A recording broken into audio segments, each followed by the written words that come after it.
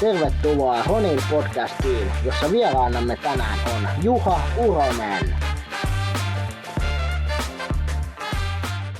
No niin, tervetuloa Ronin podcastiin. Täällä meillä on haastateltava tänään Juha Uronen, miesten mies ja erittäin hieno ukkeus on. Joo, ehdottomasti. Vaimo näytti tänään lautasen ja sanoi, että istut tohon, niin se ei ole natsolautanen, se on matsolautanen.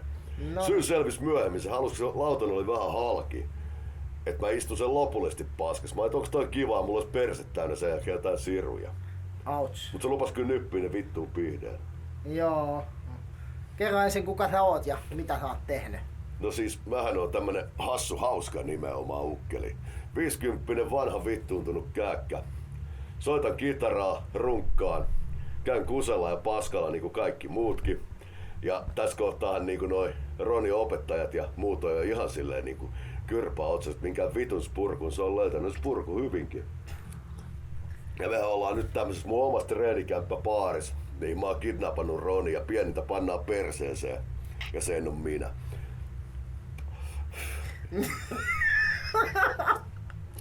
Joo, tää menee ihan loistavasti. Eikö tää menee ihan vitun loistavasti? Niin menee. Jatka toki. Kyllä on. Mikä siinä hommiin sä oot joutunut tekemään elämässä aikaan? Sä oot kuitenkin sen ikäinen, että siis sanotas nyt, koska mä oon suorittanut ammattikoulun ohikävely. Ja koulutta ei oikein maistunut, mä panin 3. luokan koulukirjat kiinni ja totesin, että ei musta taida vittu tulla ikinä yhtään mitään. Mä saman vaivalla soittaa kitaralla Paranoidiin ja vittuilla kaikille. Niin, mä oon ollut varmaan 50 eri alalla. Ja ei hetkinen korjaa. Mä oon ollut noin 30 eri alalla ja mulla on ollut yli 50 työpaikkaa. Et mä oon ajanut taksia, mä oon ajanut bussia, mä oon ajanut rekkaa, mä oon ollut rakennusmies, maalari, nakkivitun fakiri. Jos nuorempi väki ei tiedä mikä vittu on nakkifakiri. Nakkifakiri on se nakkikioskin setä, joka ennen muinoa, ennen kuin noi kurdit ja muut tuli, niin se on se, ketä runkkas sun purilaiseen. Ja kaikkien muut on tehty, eikö Venä? Mä olisin just sanonut, että kaikkien muut on tehty, paitsi ollut aidan seipäänä, mutta itse asiassa on kerran ollut aidan seipäs, pyysin. Joo. Ja kerran mä ollut pingo emätäkin, mutta se oli nuorisotyössä. Oh. Mikä on ollut hirvein duuni, mitä sä oot tehnyt? Mikä on lyhin aika, mitä sä oot ollut duunissa? Niin kuin? Mä olin kerran 2 tuntia. Mun homma oli poraa reikiä semmosiin saatanan metallikappaleisiin, joita toinen jätkä taivutti. Ja sit 2 tunnin jälkeen mä kysyin sen Turpolta siinä vieressä, että hei äijä, vaaditaan hommia. Ja niin se sanoi mulle ei. Mä kysyin, että kauan sä vittu oot vääntänyt noit saatana mutkalle. 7 vuotta. Mä olin, että selvä, vittu mä otan lopputilin. Kävelin sinne saatana ja sanoin pomolle, että mä lähden menee vittu. Mähän muutun tommoseksi saatana ihan uuvatiksi. No niin, mikä on sitten sun pisin työputki? Mun pisin työputki, niin huvittavaa kuin se onkin, niin mähän on nykyisin sosiaalisetä. Mut mä oon erittäin ankara sosiaalisetä. Mä oon työ- ja yksilövalmentaja. Tommosen nuorten musiikkistudiolla. Mä oon ollut 4 vuotta siinä. Mä oon koskaan ollut missään 4 vuotta. Joo, no siis ei. Mä oon nyt 4 vuotta ollut ja se on hyvin hämmentävää. Eikä mä oon vaan tulossa vanhaksi. Joo, kyllä. Mistä sä innostuit nuorisotyön tekijäksi, jos sä oot viettänyt tällaista elämää ennen vanhaa, että sä oot ollut ties missä työpaikassa, et susta yhtäkkiä tulee niin nuorisotyön tekijä, siellä vähän me vaan ekan tutustuttu. No siis mä en ollut ikinä käynyt päivääkään ammattikoulua. Joo. Ei mua ollut huvittanut, mä ajattelin, että antaa olla vaan. Sitten kävi silleen, että mun diabetes meni niin pahaksi, että mennä noin jalat amputointiin ja mä olin semmonen 180 kiloinen lottopallo ja mun sydän löi viimeisiä, että vasta mä oon 2 sydänkohtausta saanut. Et muistakaa lapset, muistakaa vetää 60 röökiä päivässä. Tekee hyvää tuolle sydämellä. Ja vetää kaikki silleen niin kuin ihrat, ettei tulee kunnon lottopalloja ja kuolette nuorena. Mä rupesin katsoa kuitenkin kelaa, että en mä delaa. Huomasin, että mä olin runollinen, punollinen. Poet and he didn't even know it. No niin, mä rupesin kelaa, että en mä ennätä vielä delaa. Ja niin mä menin kuntoutusselvitykseen ja nää rupes heittää mulle, että mene media-alalle, kun kerran osaat noita. Niin mä oon ite opetellut näitä. Media-ala on hyvä ala. Ja sanoi, että eihän kukaan palkkaa tämmöstä jäbää nykypäivänä. Niillähän tulee kusihousuun, kun mä sanon niille, että vittupa pää kiinni saatana. Kun ne tulee länkyttää mulle, että käännä toi sitruuna vasempaan päin. Jos pitää johonkin vitu Alepalle tehdä jotain mainosta. Mä rupesin kelaa, että mä oon paljon aina pelannut omien lasten ja niin kuin niiden kavereiden kanssa kaikkea lätkää, sählyä, fudista. Soitellut paljon itteni nuorempien tyyppien kanssa, välillä alaikäisten kanssa myöskin. Et mähän voin rupea nuorisotyöntekijäksi. Ja kyllähän se katsoi se ammatinvalintapsykologi, että joo, toki voit ruveta. Mä sanoin, että voin. Että pannaan paperit vetää. Kävin tyypittäin ja muutaman vuoden kuluttua mä olin nuorisotyöntekijää. Kintutkin toimii ihan hienosti, kun tietysti te lapsukaiset, kun jos syö vähemmän ja liikkuu enemmän, niin laihtuu saatana.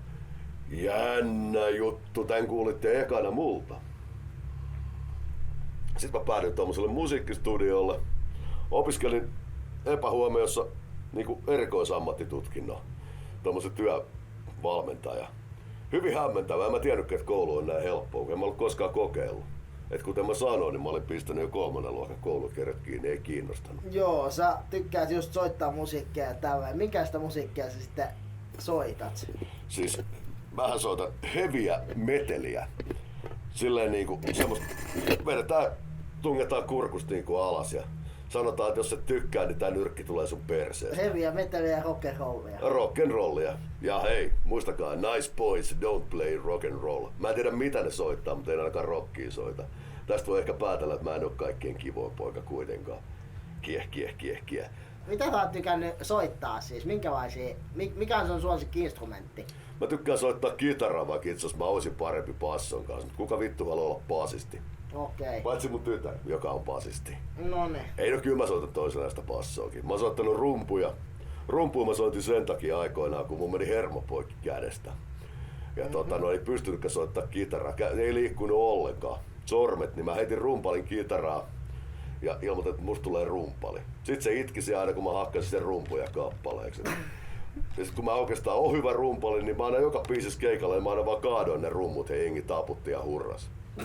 Siis se rumpujen omistaja itki joka kerta. Koska mä en osaa, niin mä löin niin lujaa, että pauke oli valtava. Ja sit mä potkin ne nurin. Ja mä istuin kuin puu jumala, ja nää sais aina korjaa. Siis mä haluaisin toki, mielellään mä olisin soittaja.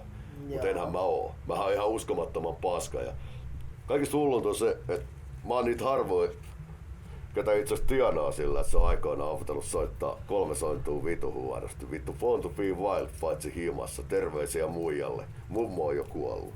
Joo. Apua kysymykset kesken. Niin, tässä kohtaa voimme paljastaa, että olen siis kidnappannut Ronin. Lähettäkää 5000 hampurilaista merkitsemättöminä hampurilaisina valitsemaani paikkaan. Sä oot tehnyt myös töitä hampurilaispoikana. Niin siis nakkifakiri.